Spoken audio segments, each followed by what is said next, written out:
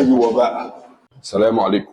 النهارده اول يوم شغل في موقع الخمايل، واحلى حاجه في الموقع ده ان التقسيمه بتاعته والشغل اللي معمول فيه، هو الشغل اصلا مش محتاج ان احنا نعدل فيه، من احسن المواقع اللي متقسمه اصلا من الاول صح.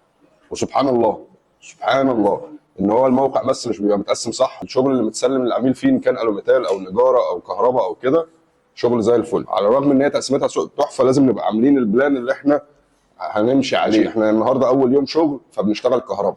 تعال، ده ريسبشن مربع، ما فيهوش دخلات، ما فيهوش حاجات عايزين نحلها، ما فيهوش تمام. مديك الحريه، عايز تحط السفره هنا، عايز تحط الريسبشن هنا. احنا لما جينا قررنا هنا هنحط هنا قطعه ريسبشن كبيره، وهنا السفره عشان تبقى قريبه من المطبخ، وحتى المطبخ محطوط في مكان، يعني هو المفروض المطبخ ورا الحيطه دي. لو انا عايز افتحه اوبن كيتشن هفتحه اوبن كيتشن، متخيل؟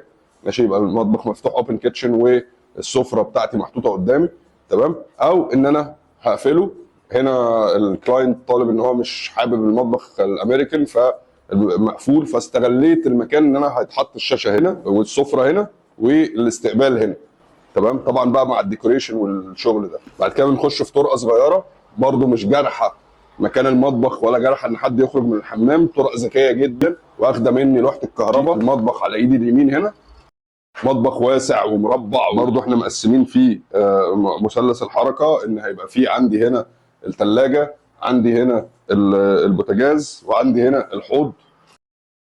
هنا برضه ده من حمامات الضيوف اللي هي ايه، حتى ما ينفعش تكنسلها لان هو طالع في جيب لوحده كده في الشقه، باين جدا، يعني مش محتاج ان انا اتكلم فيه. قاعده حوض خلاص، ماشي.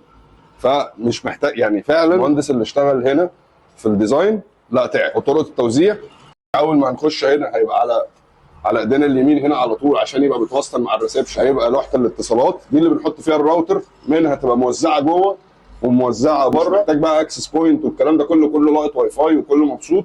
بس هنبقى جايبين راوتر محترم هنا، وبرده بنبقى حاطينها، احنا ممكن نحطها تحت مش هيجرى حاجه، ماشي، بس بنبقى حاطينها فوق عشان توزيع الشبكه يبقى مظبوط. حمام